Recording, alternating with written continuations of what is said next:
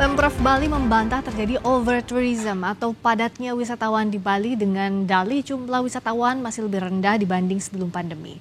Sementara itu, pakar pertanian Universitas Udayana menyoroti penggunaan air tanah berlebih di Bali, termasuk persoalan tutupan lahan hijau yang masih minim.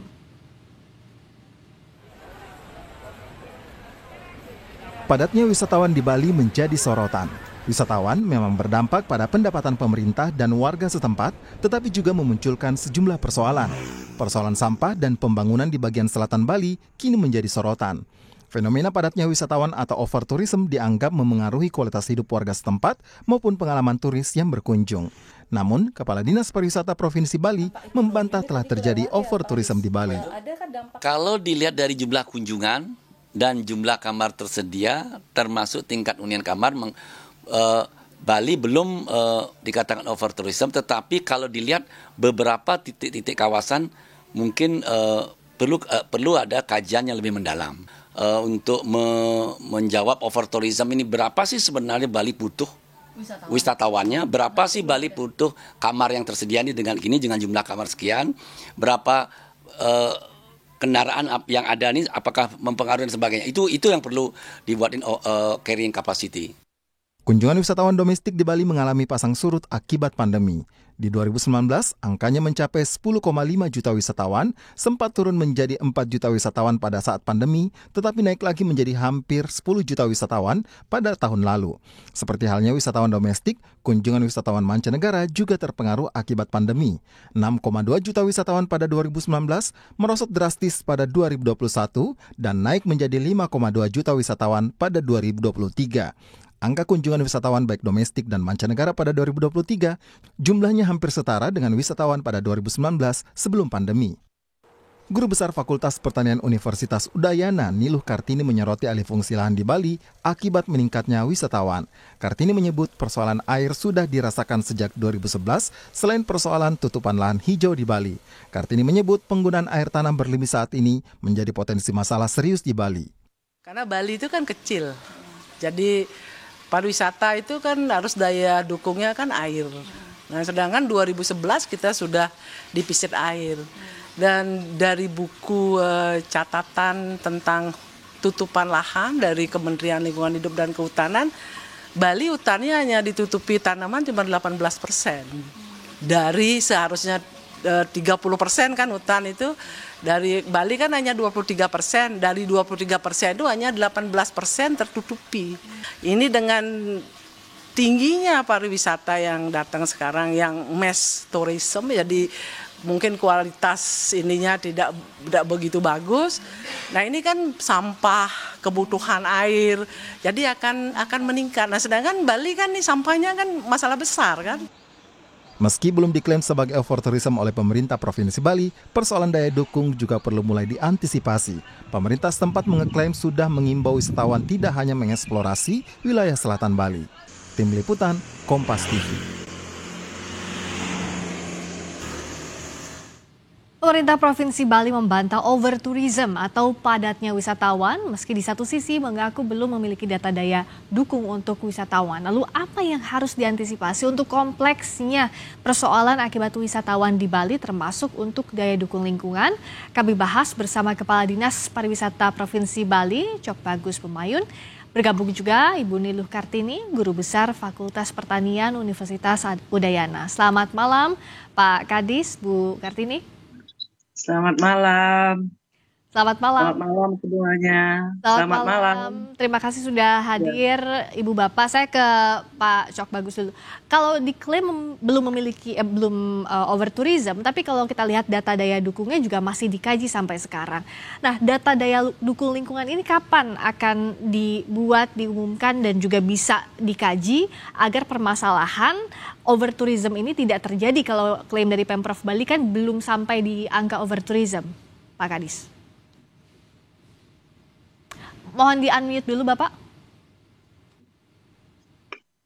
Baik, terima kasih, Mbak. Silakan. Pertama, memang kami pemerintah Provinsi Bali Dinas Pariwisata sudah dengan PHRI sudah melakukan kajian dari sisi usaha ya, jumlah usaha memang pada saat itu kita memang baru mengusulkan memang ada moratorium pembangunan akomodasi di beberapa kawasan.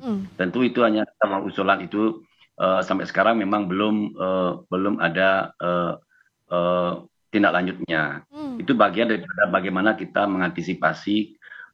Itu sudah lama itu kita ajukan, hampir tahun 2014-an itu, Pak. Apa kendalanya Pak belum terlaksana? Mohon saya tanya dulu yang karena memang itu dari kita tidak bisa membuat regulasi hanya parsial untuk Bali aja. Tentu ini membuat kajian lebih dalam lagi untuk seluruh Indonesia. Berikutnya juga sebenarnya Bali sudah memiliki Perda 2 tahun 2023 tentang tata ruang.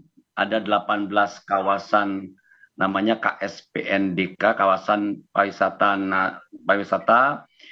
daerah, dan ada kawasan pariwisata daerah khusus. Ada 4, dari 18 kawasan pariwisata dan ada khusus. Nah, itu artinya di 18 kawasan itu memang dapat membangun daripada amenities of service, artinya akomodasi dan restoran dan sebagainya. Itu dah. Oke, kalau saya ke Bu Niluh Kartini. Tadi kan moratorium akomodasi ini, pembangunan akomodasi belum bisa dilakukan. Sementara Ibu juga sempat menyebut bahwa persoalan air ini, khususnya air tanah, sudah dikeluhkan sejak 2011 bahkan. Nah, apa yang jadi solusi semestinya? Karena kan kalau untuk menunggu, sementara kalau ketersediaan air tanah ini kan day by day permasalahannya. Bagaimana, Bu? Iya, jadi sebenarnya apa yang disampaikan tadi sama Pak Kadis, kita sudah 2009-2008 sudah kita mengusulkan moratorium sebenarnya. Jadi dan sudah itu ini sawah abadi ya. Jadi tata ruang yang 2009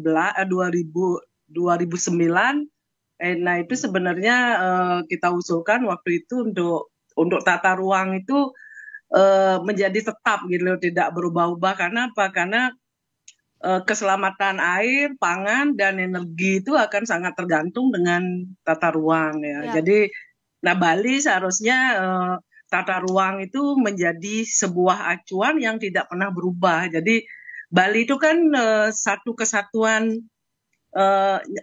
ini Jagar Gunung. Sebenarnya Bali itu harus dikelola dalam satu ekosistem. Kalau nggak begitu itu akan hancur, karena misalnya kawasan hutan yang ada di Batu Riti itu memberikan air kepada Denpasar, Badung dan Denpasar. Jadi kalau kawasan hutan di Batu Riti itu terus digerogoti, nanti Denpasar, Badung itu akan tidak mendapatkan air. Karena jelas sekali zonasinya itu memang seperti itu. Jadi nah ini yang harus tata ruang itu seharusnya tetap, sudah tidak pernah berubah. Nah itu tautannya jadi keselamatan air, pangan, dan itu ya. Jadi sudah itu dengan sekarang ini kan pariwisata ini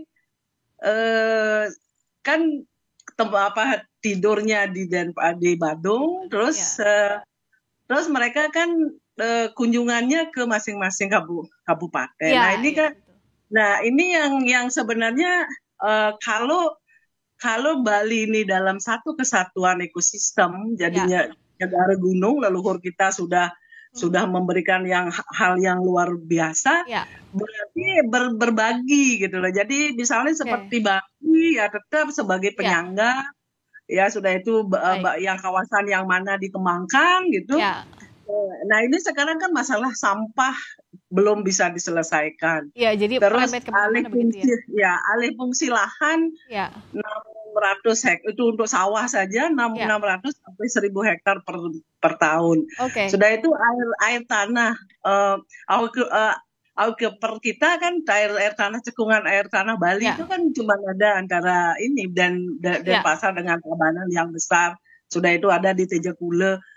Nah, ini sebenarnya ini harus menjadi pertimbangan. Nah, sekarang 2021 dari hasil kajian itu sebagian besar kabupaten sudah dipisit. Baik, kita sampai situ dulu Bu Kartini.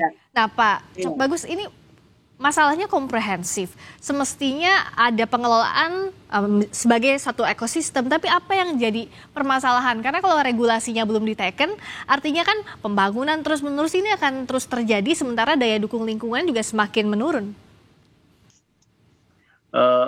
Baik, terima kasih. Sebenarnya tadi Bu Kartini juga sudah menyampaikan seperti apa, karena memang kita harus mengacu kepada regulasi terkait dengan tata ruang itu sendiri, karena memang sudah jelas disusun mana sebagai daerah penyangga, mana sebagai kawasan yang bisa dibangun untuk fasilitas pariwisata. Tentu kami dari Dinas Pariwisata dari sisi untuk pemerataan dari sisi kunjungan wisatawan, kami sudah menyusun namanya travel pattern atau pola perjalanan yang mulai tahun lalu kita susun menuju ke bagaimana kita mengatur pola perjalanan tidak hanya terkonsentrasi di Bali Selatan, tetapi kita bawa ke baik itu ke Bali Utara, ke Bali Barat maupun ke Bali Timur itu sendiri. Nah, Bu Kartini, kalau tadi bahkan pengusulannya sudah tidak hanya 2011, sebelum itu 2009, 2008 sudah diusulkan. Kalau belum goal sampai sekarang, sementara secara teoritisnya sudah disampaikan tadi oleh Ibu, apa sih dalam jangka pendek yang jadi usulan? Nah, ini kan gini yang usulan yang dalam jangka pendek untuk menyelesaikan sampah, sebenarnya kan sampah itu kan Bali kan bahan organiknya kan hampir 60 sampai 70% bahkan lebih ya. Kenapa pemilahan ini dilakukan di Sumber, sudah itu bahan organiknya bisa dijadikan pupuk, karena di satu sisi tanah di Bali, tanah pertanian itu sudah sangat marginal karena terus-menerus menggunakan bahan-bahan yang sintetik. Jadi untuk menarik itu sebenarnya Bali bisa menjadi pulau organik dengan pengelolaan sampah yang benar. Nah, ini kan semua harus konsentrasi ya. Jadi di satu sisi di pertanian ini kita sekarang berebutan antara pariwisata dengan pertanian. Jadi banyak sekali. Jadi Tabanan sudah kesulitan air juga.